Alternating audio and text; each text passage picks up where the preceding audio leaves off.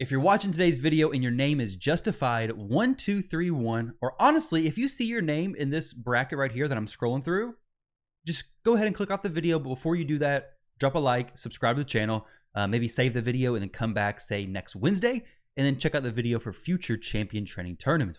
But today, I'm going to be talking about some things that hopefully can help you guys out if you decide to go for this. And then I'm going to give you my opinions on and if I'm going for this event myself. So, am I going for it? I think I am. I think I'm going to go for it. A few reasons, okay? First off, Ultimate Deathknight by himself, he's a good champion, okay? He has some Hydra uses. He has some Arena uses. He's a solid champion. He's definitely a solid champion, but he was a free champion. He was a free champion just a few weeks ago. So if you're somebody who doesn't have him, you're probably a new player, and you're probably not going to be competitive with the players who are actually going for him or actually possibly going for him, because all of the players who are considering going for him have been playing for a long time. And it's just a very, very weird champion, honestly, to offer as a guaranteed champion from a champion training tournament. We've had champions like Sir Nick, which is an interesting one. I lost that one, unfortunately. We had champions like Krisk, which was a big whale fest, which honestly, I'm okay with not seeing that again. It was a fun time in a weird way, but it was also pretty exhausting if you were somebody who was in a tight bracket. But this time we have Ultimate Deathknight. Now, Ultimate Deathknight by himself, just at face value, would I use a dupe of him? No, because I don't really use the main copy of him already. I do use him a little bit on Hydra, so he can fit into my teams. I think I am going to use him for the arena, try out some builds for specifically arena defense, but there's one huge reason why I actually want to go for this. And that is a point that I mentioned a few days ago in my video.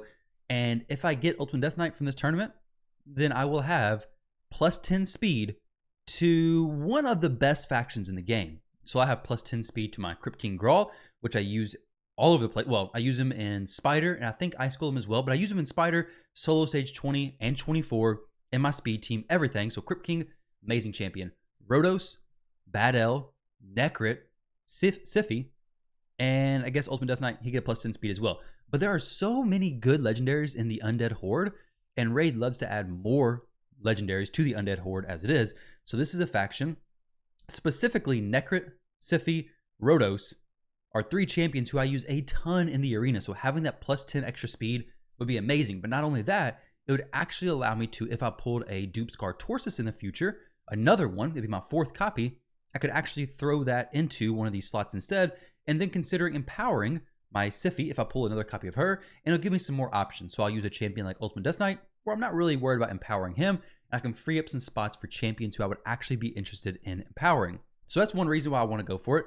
Another reason is because I am very low in silver. Guys, a few days ago on a shard pull video, I had to sell my gear because I did not have enough silver. My silver situation is terrible. I have 10 million silver right now. I have a lot of pieces of gear that are not upgraded, but I spend so much silver switching gear back and forth for different videos, different ideas, different testings, and it just destroys my silver account. So now that I went ahead and purchased out the Forge Pass to go ahead and give myself an extra 50% silver and experience from all battles, plus I have the raid card, which if you want to get the raid card yourself, you can download BlueStacks. I'll leave a link down below, and you can go to the shop and you can go to the raid card section right here, but you can't do it from Plarium Play. If you click it from Plarium Play, it's going to say you can only purchase or manage raid cards by playing on iOS or Android. So your mobile device or BlueStacks. BlueStacks, super easy way. You also get some Google Play points if you do go through that route.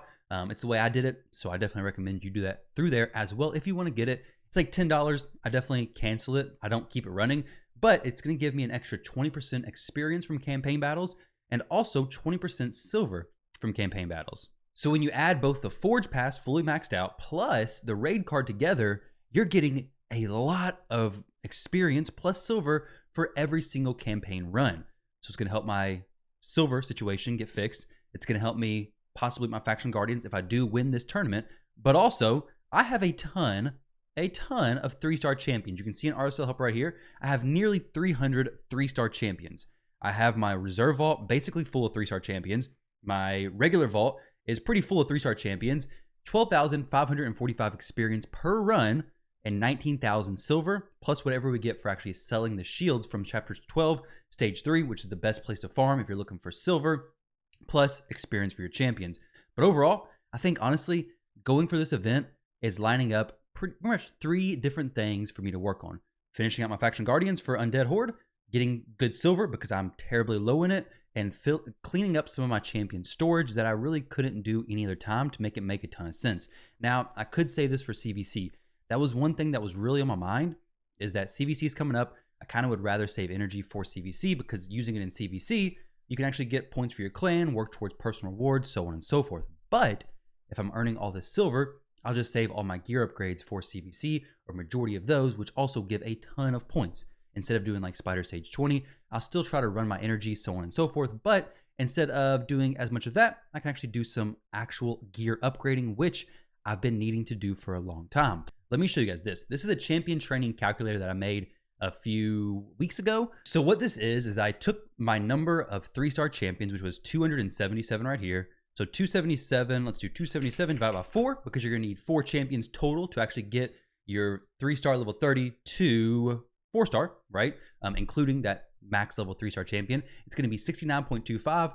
I went ahead and put 70 in here. This is gonna tell me, okay, if I wanna do that and I wanna be efficient, as far as get as many 5-star champions as possible from this, I'm going to need 210 3-star champions that are taken to level 12, which is the energy and champion training point efficient level, which is 3 runs of chapter 12 stage 3, or use 1 brew. Granted, this is a little bit different if you're using the Forge Pass plus the raid card, but either way, it's going to give you an idea of, if you ran all of this stuff, how many points you'd actually get. So from all this stuff, I would get 21,000 points. The main thing you need to look at, I'll leave this link down below and everything, but the main thing you need to look at is the brew.